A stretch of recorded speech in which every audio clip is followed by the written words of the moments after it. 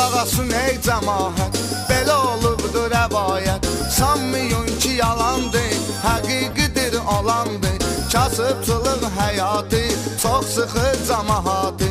Söhbət açım yerində, rayonların birində. Bir dənə cavan var imiş, haqqa tərəfdar imiş.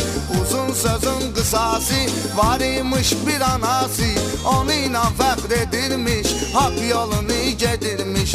Bir gün o qoca ana söylədi ki oğlana, gedir ömür karvanım, ay sənə qurban canım.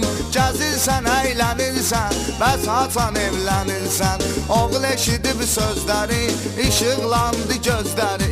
Dedi ki ay əziz ana, düşmə qəmə hicrana.